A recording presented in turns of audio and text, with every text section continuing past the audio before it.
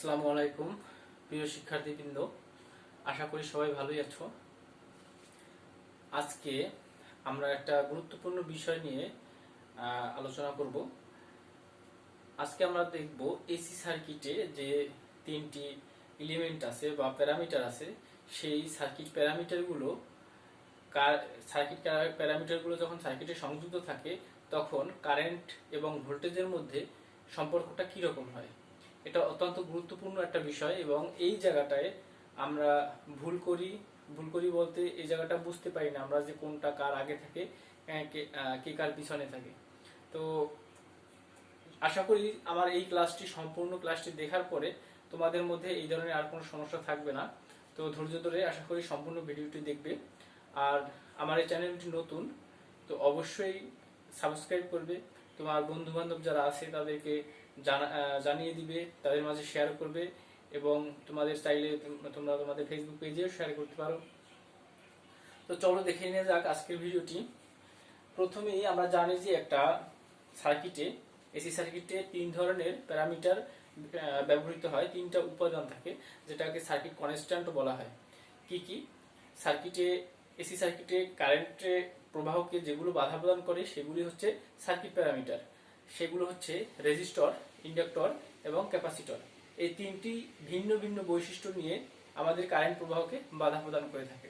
তো প্রথমেই আমরা দেখব একটি সার্কিটে রেজিস্টর কিভাবে কারেন্ট প্রবাহকে বাধা প্রদান করে এবং তার ফলে এর কারেন্ট এবং ভোল্টেজের মধ্যবর্তী কৌণিক ব্যবধান কিরকম হয়, এবং এগুলোর ভেক্টরিক্যাল সার্কিট ডায়াগ্রাম, ভেক্টর ডায়াগ্রাম এবং ওয়েভ ডায়াগ্রাম, এই শেপগুলো কিভাবে তৈরি করে সেটাও আজকে আমরা এই ভিডিওতে দেখব। তো আজকের এই ভিডিওটি অবশ্যই তোমাদের জন্য গুরুত্বপূর্ণ হতে যাচ্ছে, সেটা অবশ্যই বুঝতে পারতেছো। এটা হচ্ছে এসি ফান্ডামেন্টালস এর একদম বেসিক যে কনসেপ্ট, এটা সবার জানা উচিত অ্যাজ এ ইলেকট্রিক্যাল ইঞ্জিনিয়ার। তো চলো দেখে নেওয়া যাক। প্রথমে আমরা একটা সার্কিট ডায়াগ্রাম অঙ্কন করি, একটা রেজিস্টিভ সার্কিট ডায়াগ্রাম অঙ্কন করি, যেখানে একটা এসি সাপ্লাই দিয়ে আছে যার ভোল্টেজ হচ্ছে ভি এবং যে সার্কিট থেকে কারেন্ট প্রবাহিত হচ্ছে সেই কারেন্টের মান দিলাম আই, এবং ভি এর কৌণিক অ্যাঙ্গেল বা ভি আরএমএস এর ভ্যালু হচ্ছে ভি কোণ থিটা। এখন এখানে যে রেজিস্ট্যান্স আছে সেই রেজিস্ট্যান্স আমরা জানি কারেন্ট প্রবাহকে সেই রেজিস্ট্যান্স সরাসরি বাধা প্রদান করে। এটা নিয়ে একটু আলোচনা করি কিভাবে রেজিস্ট্যান্স কারেন্ট প্রবাহকে বাধা প্রদান করে। আমরা জানি একটা পদার্থের অসংখ্য পরমাণু থাকে, সেই পরমাণুতে যে ফ্রি ইলেকট্রনগুলো থাকে সেই ফ্রি ইলেকট্রনগুলোর উপর ডিপেন্ড করে আমার কারেন্ট প্রবাহের হার। এখন সেই ফ্রি ইলেকট্রনগুলো যদি পরিবাহীতে বেশি থাকে তাহলে তাদের আন্তঃআণবিক শক্তি বেশি হয়, এবং যদি কম থাকে তাহলে আন্তঃআণবিক শক্তি কম হয়। এখন সেই ফ্রি ইলেকট্রনগুলোকে যখন ভোল্টেজের মাধ্যমে প্রেসার দেওয়া হয় বা চাপ দেওয়া হয় তখন সেই ইলেকট্রনগুলো একটা নির্দিষ্ট দিকে প্রবাহিত হতে শুরু করে। এখন যখন সেই ফ্রি ইলেকট্রনগুলো প্রবাহিত হয় তখন দেখা যায় প্রবাহের সময় ফ্রি ইলেকট্রনগুলো একে অপরের সাথে লেগে থাকার প্রবণতা করে, অর্থাৎ আন্তঃআণবিক শক্তির কারণে একে অপরকে ধরে রাখার যে চেষ্টা করে। ধরে রাখার চেষ্টা করা মানে হচ্ছে নিজেদের মধ্যে একটা বন্ডিং তৈরি করা, যার ফলে ভোল্টেজ যে প্রেসার দিচ্ছে সেই প্রেসারে যতটুকু ইলেকট্রন প্রবাহিত হওয়ার কথা তার থেকে অনেকটা প্রবাহের মাত্রাটা হ্রাস পায়। আর এই ইলেকট্রন প্রবাহের মাত্রা হ্রাস পাওয়া মানে হচ্ছে কারেন্ট প্রবাহে বাধাপ্রাপ্ত হওয়া, অর্থাৎ কারেন্ট প্রবাহিতে কম হওয়া, তাই না? তো এই ইলেকট্রনগুলো আন্তঃআণবিক শক্তির কারণে নিজেদের মধ্যে যে ধরে রাখার প্রবণতা, সেই প্রবণতাটাই মূলত আমরা রেজিস্ট্যান্স হিসেবে জানি। অর্থাৎ এই যে ধর্মটা ইলেকট্রনগুলোকে কারেন্ট প্রবাহের পথকে বা ইলেকট্রন প্রবাহকে যে বাধা প্রদান করে বা ধরে রাখে আন্তঃআণবিক শক্তির কারণে, তার জন্য যে আমাদের বৈশিষ্ট্যটা দরকার সেই বৈশিষ্ট্যটাকেই আমরা বলি রেজিস্ট্যান্স। অর্থাৎ কারেন্ট প্রবাহের এই যে বাধা প্রদানটা সেটাকেই আমরা রেজিস্ট্যান্স বলে জানি। এখন এই রেজিস্ট্যান্স কারেন্টকে আমরা দেখলাম যে অর্থাৎ ইলেকট্রন প্রবাহকে সরাসরি বাধা প্রদান করতেছে, কোনো কৌণিক অ্যাঙ্গেল থেকে না, একদম ইলেকট্রন প্রবাহিত হচ্ছে তাকে ধরে রাখতেছে, অর্থাৎ সরাসরি আবার বাধা প্রদান করতেছে। যখন ইলেকট্রন প্রবাহের সরাসরি কোনো মাধ্যম বা কোনো এলিমেন্ট বা প্যারামিটার বাধা প্রদান করে তখন তার কারেন্টের অবস্থান এবং ভোল্টেজের অবস্থান একই রকম হয়ে থাকে। অর্থাৎ যদি আমার এখানে আমরা একটা দ্বিমাত্রিক তল নেই ভেক্টর ডায়াগ্রাম অঙ্কন করার জন্য, এখানে আমরা একটা দ্বিমাত্রিক তল নিলাম। দ্বিমাত্রিক তলের আমরা জানি এখানে জিরো অক্সিস, অর্থাৎ এই অক্সিসের এখানে পজিটিভ বিন্দু যেখানে জিরো মান এখান থেকে ধরা হয়, এখানে 90 ডিগ্রি, এখানে 180 ডিগ্রি এবং এখানে হচ্ছে 270 ডিগ্রি, আবার ঘুরে এখানে 360 ডিগ্রি। এখানেও প্লাস, এখানে মাইনাস, এখানে মাইনাস। এখন এখানে ভি এর মান অর্থাৎ ভোল্টেজের মান আরএমএস ভ্যালুর মান দেয়া আছে ভি কোণ থিটা, তার মানে এখানে কোণের মান হচ্ছে 0, ভি কোণ 0, তার মানে এখানে আমার ভোল্টেজ নিলাম। এখন ভোল্টেজের মান কতটুকু, এতটুকু ধরি। ভোল্টেজ যদি এখানে 220 হয় তাহলে এইখান থেকে এই পর্যন্ত যে ভ্যালুটা নির্দেশ করতেছে সেইটার মান হচ্ছে 220 ভোল্ট, অর্থাৎ এইখান থেকে এই পর্যন্ত যে রেখাটা সেটা 220 ভোল্টের রেখা। এখন কারেন্টকে যখন রেজিস্ট্যান্স সরাসরি বাধা প্রদান করতেছে তখন কারেন্টও আমার ভোল্টেজের সাথে একই অ্যাঙ্গেলে থাকবে, অর্থাৎ ভোল্টেজ যে কৌণিক দূরত্ব সৃষ্টি করছে কারেন্ট আমার একই পরিমাণ কৌণিক দূরত্ব সৃষ্টি করবে, কারণ এটা সরাসরি বাধা প্রদান করতেছে, এটা কোনো অ্যাঙ্গেল থেকে বাধা প্রদান করেনি, সরাসরি বাধা প্রদান করতেছে। তাহলে আমার যদি ভোল্টেজ এই অক্সিসে থাকে কারেন্ট আমার সেম অক্সিসে থাকবে, তাহলে আমরা জানি একটা সার্কিটে কারেন্টের মানটা সবসময় অনেক কম হয়ে থাকে, তাই না? ভোল্টেজের তুলনায় খুবই কম হয়ে থাকে। তাহলে ভোল্টেজ যদি আমার এত বড় হয় তাহলে কারেন্টটা ধরা হবে আমার এত বড়, অর্থাৎ এখানে যদি ভোল্টেজ 220 হয় আর রেজিস্ট্যান্স ধরলাম 110, তাহলে আমার কারেন্ট হবে 2, তাই ধরে নিলাম 2 এম্পিয়ার কারেন্ট, আরো ছোট হওয়ার অবস্থায় ধরে নিলাম কারেন্ট আমার এই অবস্থানে আছে। তাহলে আমরা দেখলাম যে রেজিস্টিভ লোডে ভেক্টর ডায়াগ্রামের ক্ষেত্রে কারেন্ট এবং ভোল্টেজ এরা একই অক্সিসে থাকে, যেখানে ভোল্টেজের কোণ যত হবে কারেন্টের কোণ ঠিক একই অবস্থায় হবে, এবং আমরা জানি আরএমএস ভ্যালুর ক্ষেত্রে ভোল্টেজের কোণ সবসময় 0 ডিগ্রি হয়, সেহেতু আমার কারেন্টের কোণও 0 ডিগ্রি হবে অ্যাজ এ রেজিস্টিভ লোড। এখন যখন কারেন্ট এবং ভোল্টেজ 0 ডিগ্রি অক্সিস বরাবর থাকবে বা একই অক্সিসে থাকবে তাকে বলা হয় ইন ফেজ অবস্থা, অর্থাৎ দুটোটাই একই ফেজ, একে আমরা বলি ইলেকট্রিক্যাল ভাষায় ইন ফেজ অবস্থা। এই ইন ফেজ অবস্থায় যখন থাকবে তখন যে পাওয়ার ফ্যাক্টর তৈরি হবে সেই পাওয়ার ফ্যাক্টরকে বলবো আমরা ইউনিটি পাওয়ার ফ্যাক্টর বা একক পাওয়ার ফ্যাক্টর। আমরা জানি পাওয়ার ফ্যাক্টর কাকে বলে, কারেন্ট এবং ভোল্টেজের মধ্যবর্তী যে কৌণিক দূরত্ব সৃষ্টি হয় সেই কৌণিক দূরত্বটাকেই আমরা পাওয়ার ফ্যাক্টর হিসেবে জানি। এখন এখানে কারেন্ট এবং ভোল্টেজের মধ্যে কোনো কৌণিক দূরত্ব সৃষ্টি হয়নি, পাওয়ার ফ্যাক্টরকে তাহলে আমরা কি দ্বারা প্রকাশ করি, আমরা যদি পাওয়ার ফ্যাক্টর সমান cos থিটা, তাহলে এখানে থিটার মানটা হচ্ছে কৌণিক ভ্যালু, তাহলে থিটা মানটা আমরা বসাই দিই cos 0 ডিগ্রি। এখন cos 0 ডিগ্রি মান কত, cos 0 ডিগ্রি মান কত হবে, cos 0 ডিগ্রি মান হবে 1, অর্থাৎ সর্বোচ্চ। এই জন্য এটাকে বলা হয় আবার ইউনিটি পাওয়ার ফ্যাক্টর বা একক পাওয়ার ফ্যাক্টর। আর আমরা জানি পাওয়ার ফ্যাক্টরের মান সর্বোচ্চ 1 হয়ে থাকে এবং সর্বনিম্ন 0 হয়ে থাকে। এরপরে এই সার্কিটেরই আমরা যদি ভেক্টর ডায়াগ্রাম অঙ্কন করি, এটা ভেক্টর ডায়াগ্রাম আমার অলরেডি হয়ে গেল, এবার আমরা কি করব, ওয়েভ ডায়াগ্রাম অঙ্কন করব। এটা খুবই গুরুত্বপূর্ণ বিষয়। এখানে আমরা জানি এই অবস্থানে থাকে সাইন মান, এইখানে থাকে কজ মান, এখানে থেকে এখানে 180 ডিগ্রি ঘুরে আসলে এখানে থাকে নেগেটিভ সাইন মান, এখানে আসে নেগেটিভ কজ মান, এখানে কজ মান পজিটিভ, এখানে কজ মান নেগেটিভ, এখানে সাইন মান পজিটিভ, এখানে সাইন মান নেগেটিভ। তাইলে সাইন থেকে, এটা পজিটিভ সাইন থেকে আমার সাইকেলটা শুরু হবে। ভেক্টরে যেভাবে আছে আমি ভেক্টরটাকে সেভাবে ওয়েভে পরিণত করব। এখানে ভেক্টর আছে সাইন 0 ডিগ্রি থেকে শুরু, আর আমরা জানি সাইন ওয়েভ কি রকম, সাইন ওয়েভ হয় এই রকম, তাই না? এটা হচ্ছে আমার সাইন ওয়েভ, অর্থাৎ 0 ডিগ্রি থেকে শুরু হয়ে একবার সর্বোচ্চ আবার 0, আবার নেগেটিভ সর্বোচ্চ আবার 0, এভাবে যদি শুরু হয় এবং শেষ হয় তাহলে সেটাকে বলি আমরা সাইন ওয়েভ।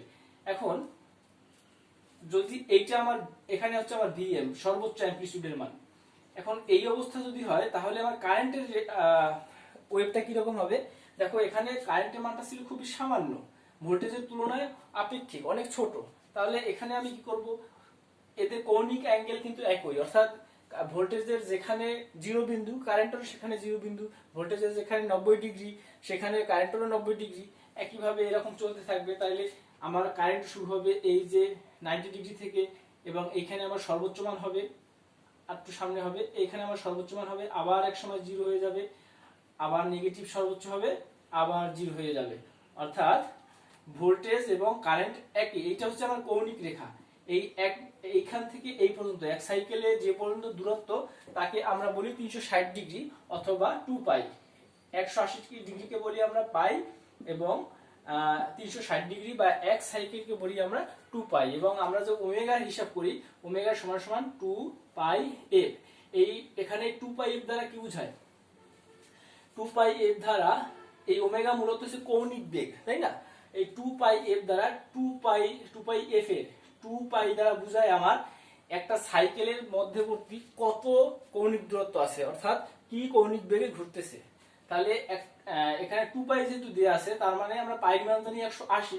তাহলে একটা সাইকেলের জন্য 180 গুণ 2 সমান 360 ডিগ্রি অতিক্রম করে, অর্থাৎ একটা সাইকেল উৎপাদনে 360 ডিগ্রি অতিক্রম করে, তাই না? সেটাকেই আমরা বলি যে ওমেগা সমান সমান 2 পাই এফ, অর্থাৎ প্রতি সাইকেলে কত ডিগ্রি কোণ ঘুরে, কত ডিগ্রি কোণ ঘুরে আসে, সেটাই হচ্ছে ওমেগা। আচ্ছা, এটা গেল আমার রেজিস্টিভ লোডে circuit diagram, vector diagram, wave diagram এবং পাওয়ার ফ্যাক্টর। আশা করি এটা বুঝতে পারছো সবাই। এবার যেটা দেখবো সেটা হচ্ছে আমার ইন্ডাকটিভ লোড। ইন্ডাকটিভ মানে হলো কি? ইন্ডাকটিভ হলো একটা কয়েল। ইন্ডাক্টর হচ্ছে কি? একটা কয়েল। এই কয়েলের কাজ কি? কয়েল মূলত কি? কয়েল হচ্ছে অসংখ্য তার পেঁচানো যদি থাকে, সেই পেঁচানো তারগুলোকেই আমরা কয়েল বলি, তাই না? এই কয়েলের ভিতর থেকে যখন কারেন্ট প্রবাহিত হয়, তখন এই কারেন্ট প্রবাহের ফলে কয়েলের চারপাশে একটা ম্যাগনেটিক ফ্লাক্স সৃষ্টি হয়। কিভাবে সৃষ্টি হয়? আমরা জানি যখনই কোনো পরিবাহী পদার্থের মধ্যে কারেন্ট প্রবাহিত হয়, তখন সেই পরিবাহীটি একটি ইলেকট্রোম্যাগনেটের ন্যায় আচরণ করে। এখন আসি ইলেকট্রোম্যাগনেট কি? ইলেকট্রোম্যাগনেট হচ্ছে সেই ধরনের পদার্থ যার ভিতর দিয়ে কারেন্ট প্রবাহিত হলে একটি চৌম্বকে পরিণত হয়। অর্থাৎ একটা চৌম্বকের যে বৈশিষ্ট্য বা গুণাবলী থাকে, তখন কারেন্ট প্রবাহের হলে কোনো পদার্থের ভিতরে, যেসব পদার্থের ভিতরে কারেন্ট প্রবাহিত হয়, ওইসব পদার্থ যদি চৌম্বকের ন্যায় আচরণ করে বা চৌম্বকের যে গুণাবলী থাকে, সেই ধরনের গুণাবলী থাকে তার মধ্যে, তাইলে তাকেই আমরা বলবো ইলেকট্রোম্যাগনেট। তাহলে পরিবাহীর ভিতর দিয়ে যখনই কারেন্ট প্রবাহিত হয়, আমরা জানি পরিবাহীটি একটা ইলেকট্রোম্যাগনেটে পরিণত হয়। এখন এই ইলেকট্রোম্যাগনেট যখনই ম্যাগনেটে পরিণত হয়, তার মানে তার ভিতরে দুটো প্রান্ত সৃষ্টি হয়, একটা নর্থ পোল, একটা হচ্ছে সাউথ পোল। আর আমরা জানি নর্থ পোল থেকে সব সময় একটা ম্যাগনেটিক ফ্লাক্স, অদৃশ্য শক্তি এরকম নর্থ পোল থেকে সাউথ পোল দিকে যায়। এখন এটা যদি পরিবাহী হয়, তাহলে এই পরিবাহীকে এই যে ম্যাগনেটিক ফ্লাক্সের, যেটাকে লিঙ্কেজ ফ্লাক্স বলতে পারি আমরা, সেটা এইখান থেকে যে ইলেকট্রন প্রবাহিত হবে, সেই ইলেকট্রন প্রবাহকে বাধা প্রদান করে। এবং একটা বিশুদ্ধ ইন্ডাক্টরের ক্ষেত্রে সেটা 90 ডিগ্রি অ্যাঙ্গেল থেকে বাধা প্রদান করে। তাহলে এটা বিশুদ্ধর ক্ষেত্রে not applicable for any mathematics or বাস্তব মানে আমরা সেটা কখনোই পাই না। আমরা এটা প্রমাণের জন্য এটা আমরা ধরে নিই যে বিশুদ্ধ ইন্ডাক্টরের ক্ষেত্রে ক্যাপাসিটর এবং ইন্ডাকটিভ সার্কিটে কারেন্ট এবং ভোল্টেজের 90 ডিগ্রি কোণ উৎপন্ন করে। তাহলে আমার এখানে আছে ভি কোণ 0, তাহলে রেফারেন্স অক্সিসে আমি ভি কোণ 0 রাখলাম। এরপরে যখনই আমার এই কারেন্ট প্রবাহকে এই ম্যাগনেটিক ফ্লাক্স গুলো বাধা প্রদান করলো, কাকে বাধা প্রদান করলো? কারেন্ট প্রবাহকে বাধা প্রদান করলো। কারেন্ট প্রবাহকে বাধা প্রদান করার ফলে কারেন্ট পিছনে চলে গেল, অর্থাৎ ও যে স্বাভাবিক যে পরিবাহী থাকার কথা, সেই পরিমাণ প্রবাহিত হতে পারছে না। ও কি করলো? ভোল্টেজের যে চাপ, সেই চাপের থেকে অনেক দূরে পিছনে চলে গেল, পিছনে টেনে রাখলো। সেটা কত ডিগ্রি কৌণিক অ্যাঙ্গেলে? সেটা 90 ডিগ্রি কৌণিক অ্যাঙ্গেলে। এখন এই যদি আমার ভোল্টেজের অক্সিস হয়, তাহলে এখান থেকে পিছনের দিকে, এখান থেকে 90 ডিগ্রি পিছনে পড়ে আছে কে? কারেন্ট। তাহলে এইটা আমরা জানি ঘড়ির কাঁটার বিপরীত দিকে হয় প্লাস, অর্থাৎ সামনে, এবং ঘড়ির কাঁটার দিকে হয় মাইনাস, অর্থাৎ হচ্ছে পিছনে। তাহলে এটা যদি আমার রেফারেন্স অক্সিস হয়, ভোল্টেজের রেখা হয়, তাই ভোল্টেজ থেকে 90 ডিগ্রি পিছনে পড়ে আছে কে? পড়ে আছে পিছনে কারেন্ট পড়ে আছে। তার মানে এই বরাবরে হবে আমার কি? আইএল। এই লোডে যে কারেন্ট প্রবাহিত হবে, সেই ইন্ডাকটিভ লোড কারেন্ট বা আইএল কারেন্ট হবে কি? এই বরাবর হবে। কেন? সে ভোল্টেজ থেকে বা সাপ্লাই ভোল্টেজ থেকে, বা যেটাকে আমরা রেফারেন্স ধরছি, সেখান থেকে 90 ডিগ্রি পিছনে পড়ে আছে। সে কিসের কারণে? সে পরিবাহীতে বা ইন্ডাক্টরে যে ম্যাগনেটিক ফ্লাক্স সৃষ্টি হয়েছে, সেই লিঙ্কেজ ফ্লাক্সের কারণে সে 90 ডিগ্রি পিছনে পড়ে গেল। এখন আশা করি বুঝতে পারছো। এবারে আমরা এটার একটা ওয়েভ ডায়াগ্রাম অঙ্কন করব। প্রথমে আমাদের এটা যেহেতু সাইন বরাবর আছে, তার মানে এটা সাইন ওয়েভ এঁকে নেই, একটা বিশুদ্ধ সাইন ওয়েভ এঁকে নিলাম। এরপরে এটা খুবই গুরুত্বপূর্ণ বিষয় এবং অনেক অনেক কিছু বোঝার আছে। এই জিনিসটা আমাদের মাথায় থাকে না কখনো, মাথা মানে ম্যাক্সিমাম সময় আমাদের মাথা থেকে বের হয়ে যায়। দেখো, যখন ভোল্টেজ শুরু হয়েছে, এটা হচ্ছে 0 ডিগ্রি, এই ভোল্টেজ যখন শুরু হয়েছে ঠিক তার 90 ডিগ্রি পরে শুরু হয়েছে কে কারেন্ট, কারণ কারেন্ট পিছনে পড়ে গেছে। যখন কারেন্ট পিছনে পড়ে গেছে তখন ভোল্টেজ যখন শুরু হবে তার কিছুটা সময় পরে কারেন্ট শুরু হবে। সেই সময়টা কত ডিগ্রি পরে হবে? 90 ডিগ্রি যখন অতিক্রম করবে, সেই 90 ডিগ্রি অতিক্রম করার পর আমার কারেন্টের অক্সিস শুরু হবে, কারণ কারেন্ট পিছনে আছে। তাহলে এখান থেকে যে কৌণিক দূরত্ব আছে সেটা হচ্ছে 90 ডিগ্রি। তাহলে আমরা এখানে 90 ডিগ্রিটা ভাঙাই নেই, এখানে আছে 90 ডিগ্রি, এখানে আছে 90 ডিগ্রি। তাহলে এইখানে যদি আমার 0 অক্সিস হয়, এখান থেকে 90 ডিগ্রি হচ্ছে এখানে আমার এই যে লোড কারেন্টটা, ইন্ডাক্টরের যে কারেন্টটা, সেটা শুরু হবে 90 ডিগ্রি পরে। কারণ হচ্ছে আমার ভোল্টেজ যখন শুরু হয়েছে ঠিক তার পিছনে কারেন্ট ছিল, তার মানে কারেন্টের যে অক্সিসটা বা কারেন্টের যে ওয়েভটা, সেটা কারেন্টের ওয়েভটা কিছুটা সময় পরে তৈরি হবে। তাহলে আমার কারেন্টের ওয়েভটা কত ডিগ্রি সময় পরে? এই 90 ডিগ্রি যত সময় অতিক্রম না করবে তত সময় আমার কারেন্টের ওয়েভ তৈরি হবে না। যখনই 90 ডিগ্রি অতিক্রম করলো তখনই কারেন্টের ওয়েভ তৈরি করতে শুরু করলো। তাহলে কারেন্টের ওয়েভ হবে, কারেন্টের এই ভ্যালু অনুসারে, মনে করি কারেন্টের ভ্যালুটা এই পর্যন্ত আছে, ছোট থাকবে কারেন্টের মান অবশ্যই। তাহলে সেইভাবে আমরা রাখি 90 ডিগ্রি থেকে অবশ্যই পজিটিভ মান রাখবো। ঠিক আছে, কেন পজিটিভ মান রাখবো? কারণ এটাও একটা সাইন ওয়েভ, যে কারেন্টটা যে ওয়েভটা সৃষ্টি করবে সেটাও একটা সাইন ওয়েভ। তাহলে এখান থেকে আমার পজিটিভ মান শুরু হবে। এটার অ্যামপ্লিটিউডটা হবে ভোল্টেজের অ্যামপ্লিটিউড থেকে কিছুটা কম, যদিও আমার সুন্দর হয়নি, যতটা আর কি সুন্দর করা যায় এটা জাস্ট আমরা প্রমাণ করার জন্য, ব্যাস। এরপরে এইটাকে যদি আমরা এই অক্ষের সাথে মিলিয়ে দিই তাহলে আমরা এভাবে লিখতে পারি, তাই না? তাহলে এখানে হবে আমার কি ভিএম, এখানে হবে আমার আইএম। এই ওয়েভটাও যে কথা, আর এখান থেকে 90 ডিগ্রি পরে আঁকা এটা হচ্ছে আমার একই কথা। ঠিক আছে, তাহলে এই যে অবস্থা, এখানে ভোল্টেজ থেকে কারেন্ট 90 ডিগ্রি পিছনে আছে। পিছনে থাকা মানে কি? তার ল্যাগিং আছে, তাই না? পিছনে থাকা মানে হচ্ছে ল্যাগিং আছে। কার ল্যাগিং আছে? কারেন্টের ল্যাগিং আছে। সবসময় মনে রাখতে হবে কারেন্ট থেকে ভোল্টেজ, ভোল্টেজ থেকে কারেন্ট কি অবস্থায় আছে সেই অবস্থাটাকেই আমরা বলবো ল্যাগিং, লিডিং অথবা ইউনিটি। হিসাব করব ভোল্টেজ থেকে কারেন্ট কি অবস্থায় আছে। কখনোই আমরা এভাবে হিসাব করব না যে কারেন্ট থেকে ভোল্টেজ কি অবস্থায় আছে। সেই হিসাব করলেও আমাদের ভুল হবে না, কিন্তু সেটা আমাদের কাছে একটু জটিল। আমরা সবসময় হিসাব করব যে ভোল্টেজ থেকে কারেন্ট সামনে আছে না পিছনে আছে।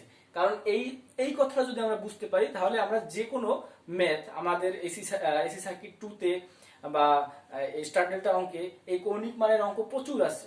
সেখানে যদি আমরা এই কথাটা যদি হিসাব রাখি যে সবসময় ভোল্টেজ থেকে কারেন্ট যে অবস্থায় থাকবে, হয় সামনে থাকবে নাহলে পিছনে থাকবে নাহলে একই অ্যাঙ্গেলে থাকবে, তাহলে সেই অবস্থাটা দ্বারাই আমরা পাওয়ার ফ্যাক্টর নির্ণয় করব।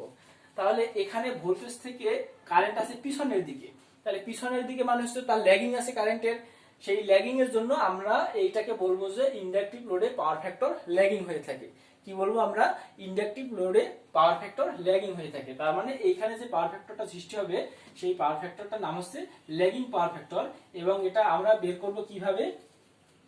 এটা আমরা বের করব cos থিটা সমান সমান, আমরা cos থিটা পাওয়ার ফ্যাক্টর সমান সমান PF সমান সমান, পাওয়ার ফ্যাক্টর কি মূলত cos থিটা দ্বারা প্রকাশ করা হয়।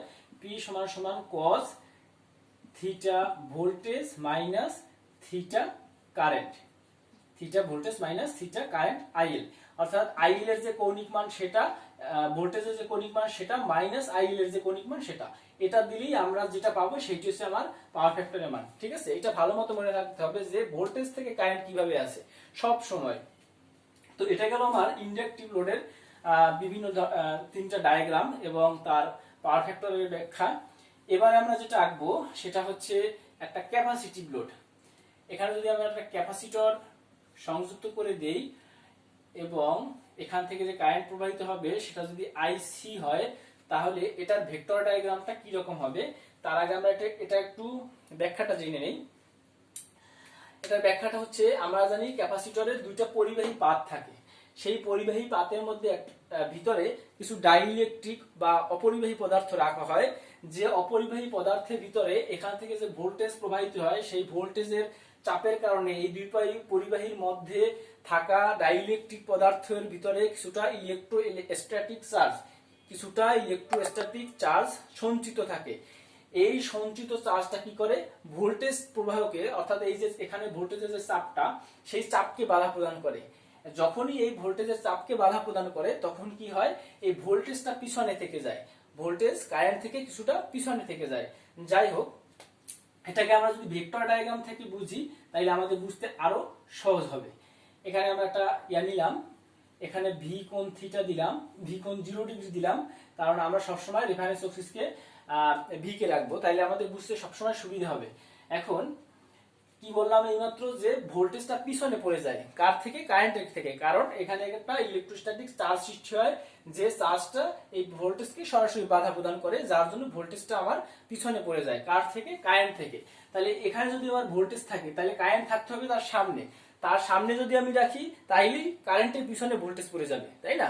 তাহলে এর সামনে কোন দিকে, এর সামনে বলতে বুঝবো আমরা সবসময় কৌণিক অ্যাঙ্গেল ঘড়ির কাঁটার বিপরীত দিকে ঘুরে, তাই না? তাহলে এর সামনে বুঝবো কি, এর সামনে বুঝবো হচ্ছে যে ঘড়ির কাঁটার বিপরীত দিকে। তাহলে এই বরাবরে থাকবে আমার কি, আইসি। যেহেতু আইসি বা কারেন্টের মানটা কম হবে, সেহেতু তার অ্যামপ্লিটিউডটা একটু ভোল্টেজের থেকে আমরা কম নিলাম।